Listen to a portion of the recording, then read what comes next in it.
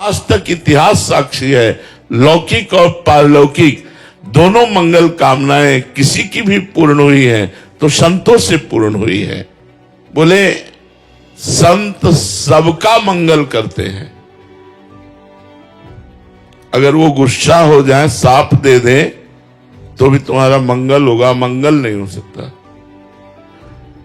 जब बड़े भाग्य से हमें संत संग मिलता है तो पता चलता है कि हमारे जीवन का लक्ष्य भगवान है, भोग नहीं। पर अनेक जन्मों से इतना आकर्षण भोगों का है कि भगवान अच्छे नहीं लगते और भोग अच्छे लगते हैं। आप देख लीजिए, जैसे देवर्षि नारद जी गुस्सा हो गए नलकूबर मणिग्रीव के ऊपर, नंगे नहा रहे थे गंगा जी में, शराब भी पिए थे और अप्सराओं के साथ केली कर रहे थे।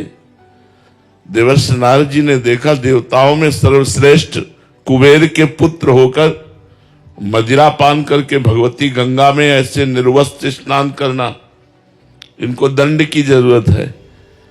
बहुत बड़े हैं, इनको कोई दंड दे नहीं सकता। कुबेर के पुत्र है, त्रिभुवन का खजाना कुबेर के पास है, धनाध्यक्ष कुबेर। अप्सराएं तो डर कर वस्त्र धारण करके चरणों में गिर पड़ी, पर वो नशे में उन्मत्त गर्भ में खड़े रहे। प्रणाम कर लेते तुरंत तो शायद बच जाते। देवर्षि नारद जी ने कहा तुम जड़वत वृक्ष की तरह दोनों खड़े रहे, ऐसी अपवित्र दशा में, मतलब मदिरा पिए, निर्वस्त्र, तुम्हें अहंकार है ना, तुम्हारे पिताजी कुबेर है, तुम्हें शाप देते हैं, जाओ दोनों वृक्ष बन जाओ। यमला अर्जुन, यमल माने होता जुड़वा, यमला अर्जुन के नाम से दोनों वृक्ष रूप में नलकूबर मणिग्रीव नंद बाबा के घर के सामने बने। लालजू को जब उखल में बांधा गया तो उखल सहित घसीट कर दोनों वृक्षों में फंसा दिया, मारा झटका, दोनों वृक्ष उखड़ गए और भगवान गोविंद का साक्षात्कार नलकूबर मणिग्रीव को हुआ।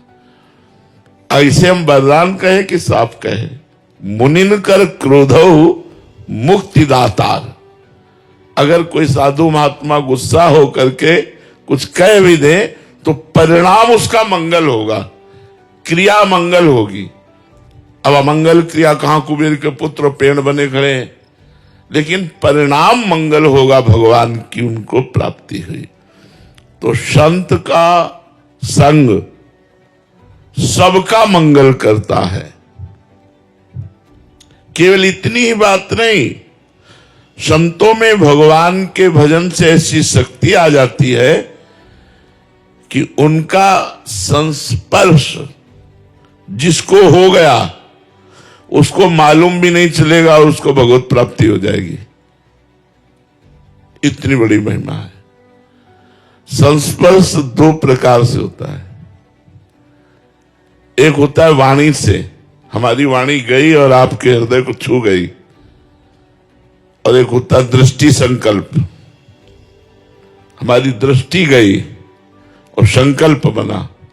तो दोनों संस्पर्श से निश्चित भगवत प्राप्ति हो जाती है। संत का मिलना बड़ा दुर्लभ है। महत्संगस्तु दुर्लभो, देवर्षि नारद जी ने कहा, महापुरुषों का संग मिलना बड़ा दुर्लभ है। संत को ना पहचान करके यदि हम उनकी सेवा, उनकी आज्ञा का पालन करें तो कल्याण हो जाएगा। अगर पहचान कर करें तो बहुत जल्दी भगवत प्रेम की प्राप्ति हो जाएगी। बस संत की अवज्ञा न करे, अवज्ञा माने उनका अनादर न करे। भले तुम्हारी पहचान में नहीं आ रहे, किसी बात को देखकर, गुण दोष को देखकर उनका अनादर न करे। वो भगवान के पार्षद हैं, जिस समय कृपा उनकी उदय होगी तब आप पहचान पाओगे ये क्या है, नहीं तो बाहरी लक्षणों से पहचानना बड़ा कठिन हो सकता है। जब हम संत संग करते हैं तो हमारे सामने माया एक रचना रचती है, भोगों का प्रलोभन सामने रखती है और भक्ति भगवान को सामने रखती है। दोनों भगवान की प्रिया है। भक्ति प्रिय माधवा, मायापति मम माया दुरत्या। भगवान मायापति भी है और भक्तिपति भी है। भक्ति भगवान को सामने रखती है और माया भोगों को सामने रखती है। भगवान में मन लगाना साधना है, लेकिन कृष्णमय मन हो जाना मन मनस का, कृष्णमय प्राण हो जाना, प्राण कृष्ण का चिंतन करते हुए जब मन निरंतर हर श्वास में, तो मत प्राणा हो जाता है, कृष्ण प्राणा हो जाता है। गोपिका जी कहती हैं कान भय प्राण में और प्राण भय कान में, ही में न जानी परे कान है कि प्राण है। प्राण ही कृष्ण हो गए या कृष्ण ही प्राण हो गए। मन मनस का मत प्राणा मदर्थे त्यक्त देह कहा, मेरे लिए समस्त देह के आचरण समर्पित करना, यह है भगवत प्राप्ति। भगवत प्राप्ति का स्वरूप क्या है?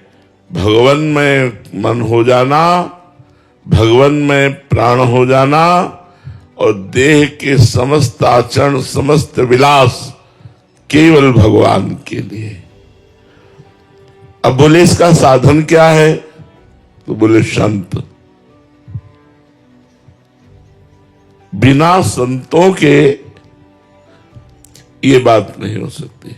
अगर संत संग नहीं मिला तो मन मनस का मत प्राणा मदर्थे त्यक्त देहिकाहा, ये स्थिति नहीं आ सकती। इसलिए कहा है तुलयाम लवे ना पिन्ना स्वर्गम ना अपनर्भवम, भगवत संग संगस्य मर्त्यानाम किमुताशिषा। तुलना नहीं की जा सकती संत संग से, मोक्ष सुख की भी, स्वर्ग सुख की भी और मृत्युलोक के सुख की भी। अगर ये तीनों सुख मिला दिए जाए तो भी संत सुख के बराबर नहीं। जो भगवत प्रेमी महात्माओं का संग है उसके बराबर नहीं। तात स्वर्ग अपवर्ग सुख धरी तुला एक अंग, तूल नताय सकल मिली जो सुख लव सत्संग। लव मात्र क्षण मात्र के सत्संग से जो हमें लाभ मिलता है वो और कहीं किसी से नहीं मिल सकता। संत का स्वभाव होता है सबका मंगल करना। जो पैसा चाहना, मान प्रतिष्ठा चाहना, भोग चाहना, यश कीर्ति चाहना, जा ही ना चाहे कबो कछु। चाह जिसके अंदर मिट गई है वही संत है। चाह मिटी चिंता मिटी, मनुआ बेपरवाह। भगवत चिंतन परायण महापुरुष ठिकरी फारी फकनी करे ताको नाम फकीर। जिस फिकर माने होती चिंता, चिंता को ही मिट्टी में मिला दिया। कोई चिंता नहीं, कोई चाह नहीं। भोग तुरंत सुख देता है, ऐसा लगता है भगवान तो कालांतर में सुख देते हैं, ऐसा लगता है। और भगवान में सुख है भी कि नहीं पता नहीं। गुलाब जामुन में तो तुरंत सुख है, मुंह में डालो और मीठा लगा, है नहीं। इतना भुलावा माया का है कि हम भक्ति मार्ग में चलने की कोशिश करते भी हैं तो हम भोगों को लेके, भोगों के त्याग के बिना आध्यात्मिक उन्नति नहीं होती। हमारी भूल ये होती कि भगवान भी मिल जाए और चकाचक भोग भी भोगने को मिले। ऐसा नहीं हो सकता। प्रेम गली तिसा करी तामे दो ना समाए। तो संत दर्शन से, संत कृपा से हमें पहले ये विश्वास हो जाना चाहिए कि मैं भगवान का कृपा पात्र बन चुका हूं। अब मुझे भाव भरोस हनुमंता, बिनु हरि कृपा मिले नहीं। संत मिल गए मतलब मोहर लग गई कि हरिजू की हमारे ऊपर कृपा है। अब संत और भगवंत में अभेद दर्शन करना जिसको आ गया, तस्मित तज्जने भेदा भावात, कि संत भगवान का स्वरूप है। बड़ा कठिन है ये मानना। भगवान जब सबरी जी को उपदेश कर रहे हैं नवधा भक्ति का, तो उसमें कह रहे हैं सातो समूह मोहि मैं जग देखा, मोते अधिक संत कर लेखा। सातवीं भक्ति है कि सब में समान भाव से भगवान को देखे, लेकिन भगवान कह रहे मेरे से भी अधिक बढ़कर के जो संतों को देखे वो सातवीं भक्ति को प्राप्त होता है। जो सप्तवीं आध्यात्मिक उन्नति है वो ये कि सब में भगवान को देखे, लेकिन संतों को भगवान से भी अधिक देखे। हम कह रहे हैं चलो इतना ना सही, भगवान के बराबर, भगवान से अधिक ना देखे तो भगवान के बराबर कि भगवान है। चलो इतना भी ना सही तो ये भगवान के हैं। इतना तो हम मान ही सकते हैं यार कि ये भगवान के जन है। तो जैसे हम भगवान की हर वस्तु का आदर करते हैं, प्रसाद है, प्रसादी वस्त्र है, फूल है, माला है, तुलसी है, चरणामृत है, आदर भगवान का, ऐसे हम संत का यदि आदर करें, उनका अनादर ना करें, तो हमारा लोक परलोक दोनों बन जाए, दोनों मंगल हो जाए। भगवान में, भक्ति में, भक्त में बिल्कुल अंतर नहीं है। जो गुरु और इष्ट में अंतर रखता है वो कभी भगवान को प्राप्त नहीं हो सकता है। डर है कुसंग का कि अगर सत्संग अपना इतना प्रभाव डालता है तो कुसंग भी अपना प्रभाव डालता है। हम लोग सत्संग तो 30 मिनट 40 मिनट किए, लेकिन जो कुसंग है वो हमारा बहुत ज्यादा है। और आजकल तो मोबाइल का बहुत बड़ा कुसंग है और बहुत बड़ा सत्संग है, दोनों बात है। अगर आप अच्छे अच्छे संत महापुरुषों की वाणी सर्च करके सुनना चाहें तो मोबाइल देवता सुना देंगे, और आप गलत गलत बातें देखना चाहें तो गलत दिखा देंगे। हमारा मन ज्यादा गलत देखना, गलत सुनना पसंद करता है, क्योंकि बहुत जन्मों से माया में लगा रहा है। व्यक्ति का कुसंग, मोबाइल का कुसंग, अगर हम अंदर से समझ करके अपने को बचा ले जाएं तो संत संग का लाभ प्राप्त हो। संत संग किया और लाभ नहीं मिला, या तो वो संत नहीं है जिनका संग किया, और या फिर आपके जीवन में कुसंग है। बाहरी कुसंग, आंतरिक कुसंग, दोनों कुसंगों का यदि त्याग कर दे तो संत संग से लौकिक पारलौकिक दोनों सिद्धियां प्राप्त हो जाती है। लौकिक भी और पारलौकिक भी प्राप्त हो जाती है। संतों को कल्पतरु कहा गया है। देखो, जब दशरथ जी को लगा कि वृद्धावस्था आ गई, कोई संतान नहीं हुई, तो उन्होंने वशिष्ठ जी के चरणों में निवेदन किया। वशिष्ठ जी ने एक महान तपस्वी श्रृंगी ऋषि का स्मरण किया और श्रृंगी ऋषि आए और दशरथ जी की कामना पूर्ण हुई। भगवान राम, लक्ष्मण, भरत, शत्रुघ्न जी का चारों का प्रादुर्भाव हुआ, पुत्रष्टि। आज संतों की एक अद्भुत महिमा है कि उनमें ऐसे परमाणु होते हैं कि आपको नाम जपना अच्छा लगने लगेगा, आपको भगवान की कथा अच्छी लगने लगेगी, आपको बुरे आचरण चुभने लगेंगे। जैसे आप बैठे हो तो आपको अपनी स्मृति में आ गए, आज से हम ये नशा नहीं करेंगे, आज से हम ये गलत काम अपने आप आने लगेगा। सत्संग का प्रभाव है कि अपने आप आपके गलत आचरण आपको चुभने लगेंगे और अच्छे आचरण करने की आपके अंदर इच्छा होने लगेगी कि आज से मैं नाम जप करूंगा, आज से मैं सत्संग सुनूंगा, आज से मैं भगवान की कथा सुनूंगा। संतों का अवगाहन करना सब तीर्थों से भी बढ़कर, तीर्थी कुर्वन्ति तीर्थानि। संत जन तीर्थों को भी तीर्थत्व प्रदान करते हैं क्योंकि नाम जब चलता रहता है। एक बार भगीरथ जी ने जब गंगा जी को प्रसन्न किया तो गंगा जी मृत्यु लोक में आने के लिए तैयार हुई ब्रह्मलोक से। भागीरथ से कहा कि जब मैं ब्रह्मलोक से गिरूंगी तो सीधे रसातल पहुंच जाऊंगी, मृत्यु लोक में बीच में रोकेगा कौन? पहली समस्या। और दूसरी समस्या है मृत्यु लोक के पापी लोग हमारे में स्नान करेंगे तो सारे पाप हम में हो जाएंगे, तो हम निष्पाप कैसे होंगी? तो भागीरथ जी ने तपस्या करके भूत भावन भगवान शंकर को प्रसन्न किया और कहा गंगा जी को आप रोकिए। कहा रोक लेंगे, ब्रह्मलोक से गंगा जी आएंगे, उनको रोक लेंगे।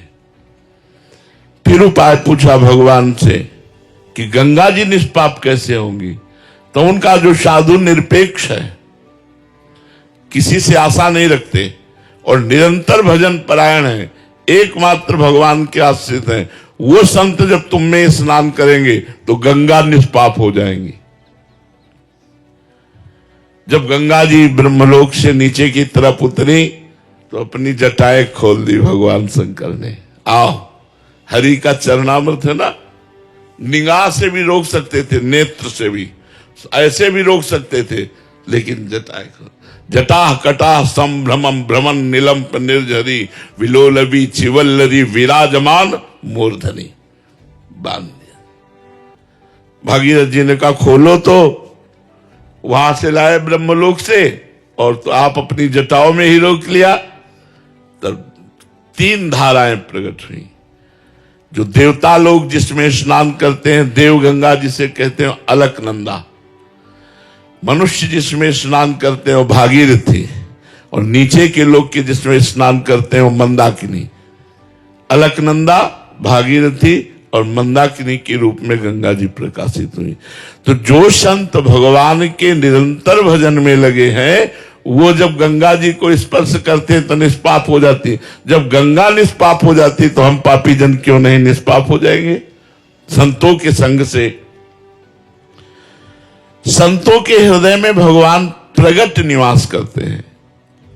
भगवान तो सबके हृदय में निवास करते हैं पर माया का पर्दा लगा के निवास करते हैं, सतोगुण, रजोगुण, तमोगुण। तो इन 3 पर्दों, एक पर्दा लगा हो तो नहीं दिखाई देता, फिर 3 पर्दा लगा हो, सफेद, लाल, काला। श्वेत वस्त्र की तरह सतोगुण, अरुण वस्त्र की तरह रजोगुण और काले कपड़े की तरह तमोगुण।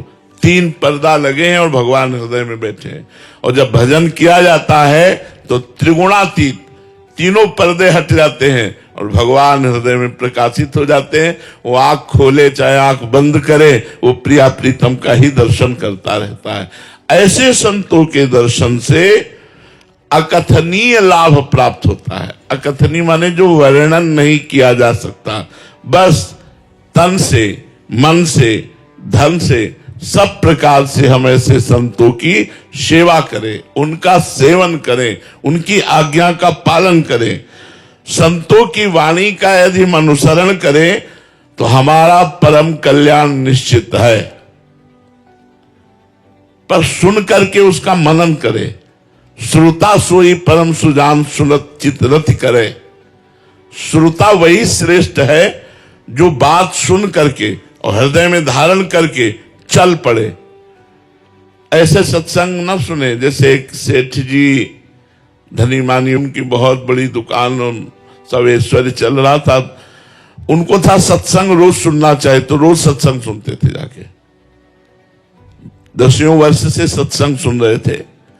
एक दिन उनको किसी रिश्ते नातेदारी में जाना हुआ, तो अपने लड़के से कहा सत्संग सुने आना, हमारा नियम न टूटना पाए। वो सत्संग सुनने गया तो उस दिन गौ माता की महिमा का वर्णन हो रहा था कि यदि गाय तुम्हारे खेत में भी चल रही है, अगर आपको नहीं सहन होता तो प्यार से आप हटा दीजिए, मारिएगा नहीं। वैसे चाहिए तो कि हटाइएगा नहीं, पर अगर धैर्य नहीं है तो आप डंडा लाठी मत मारिए। ऐसा। अब वो नया लड़का सुबह जाकर के आटा की बोरियां खोल करके जैसे रखते हैं, मैदे की, बेसन की, सब, और सुबह सुबह ही गाय आ गई, बेसन में मुंह मारी, खाने लगी। वो हाथ जोड़ के खड़ा, सत्संग सुनाता ना, हाथ खिलाने। सेठ आ चुके थे। सेठ सुबह आए, तुझे दिखाई नहीं दे रही गाय? तो उन्होंने कहा सत्संग में भेजा था। सत्संग में संत भगवान ने कहा गौ यदि खा रही हो तो उसे डंडा नहीं मारना चाहिए, उसे हटाना नहीं चाहिए। अरे बोले 20 साल से सत्संग सुन रहा हूं, एक भी बात में मेरे फर्क नहीं पड़ा, तेरे में एक दिन में फर्क पड़ गया। बातें मानी नहीं जाती, सुनी जाती है, निकाल दी जाती। ऐसा सत्संग न सुने। यदि संतों की वाणी का हम अनुसरण करें तो सत्संग से हमें जो लाभ प्राप्त होगा वो मोक्ष, स्वर्ग और मृत्युलोक के सुखों से भी सर्वश्रेष्ठ है। एक मनुष्य है जो संतों के पास रहता है पर उन पर श्रद्धा नहीं करता, उनकी आज्ञा का पालन नहीं करता। ऐसा मनुष्य विशेष लाभ नहीं ले पाएगा। जैसे पास है, श्रद्धा में फर्क है, आज्ञा पालन नहीं, तो विशेष लाभ नहीं। और एक है बहुत दूर रहता है पर वो मानता है मेरे भगवान है, मेरे भगवान है, और उनकी हर बात मानता है, वो विशेष लाभ ले जाएगा। जो दूर वाला है वो विशेष लाभ ले जाएगा। मनुष्य को अपनी बुराइयों से विजय प्राप्त करके और अच्छाइयों पर कदम रख करके चलने का जो बल मिलता है वो संत से मिलता है। मति कीरति गति भूति भलाई, जब जे जतन जहां जे पाई, सो जानो सत्संग प्रभाव, लोकों वेद न आनो पाओ। गति मति कीर्ति आज तक किसी को भी प्राप्त, बस समस्या ये है कि हम संत का अनादर कर देते हैं। बारासुर भगवान शंकर को प्रसन्न किया, 1000 भुजाएं दे दी।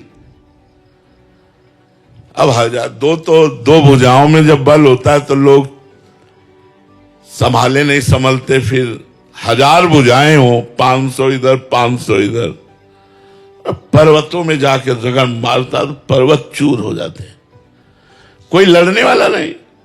तो भगवान शंकर के पास गए, बोले गुरु अब हमसे युद्ध करो, हमारी भुजाओं में खुजली हो रही। भगवान शंकर हंस दिए, हमारे द्वारा दिए हुए बल से मुझे ही ललकार रहा है, जा तेरी भुजाओं की खुजली मिटाने वाला आ गया है। तो भगवान श्री कृष्ण ने जब बाणासुर की पुत्री उषा को अनिरुद्ध जी से तो फिर काटा, सब भुजाएं काटी, 4 भुजाएं क्यों नहीं। शास्त्राबाहु अर्जुन संत भगवान अवधूत शिरोमणि दत्तात्रेय जी की आराधना की, संग किया, उसको ऐसा आशीर्वाद दिया 80,000 वर्ष तक जवान रहकर विषयों का भोग भोगा, मदान्ध हो गया। संत से मिली शक्ति के द्वारा संत का ही अपमान किया, जमदग्नि ऋषि के आश्रम से जबरदस्ती कामधेनु गाय हटा दी, और जब रोका तो उपद्रव मचाया, यहां तक कि जमदग्नि जी का गला काट लिया। संत अनादर भगवान परशुराम ने काट कर फेंक दिया, पूरे परिवार को, है वंश को मिटा दिया। 21 बार पूरे भूमंडल में ऐसे अत्याचारियों को घूम घूम कर काटा भगवान परशुराम जी ने। संत से ही उन्नति होती है, और संत का अनादर कर देने पर अवनति हो जाती है। यदि हम संत का अनादर ना करें और संत का सदैव आदर करें तो इतने मात्र से भगवत प्राप्ति हो जाएगी। संत संग जो है अपवर्ग कर, कामी भव कर पंथ, संत का संग सीधे मोक्ष प्राप्ति कराता है। आज तक इतिहास साक्षी है, लौकिक और पारलौकिक दोनों मंगल कामनाएं किसी की भी पूर्ण हुई हैं तो संतों से पूर्ण हुई है।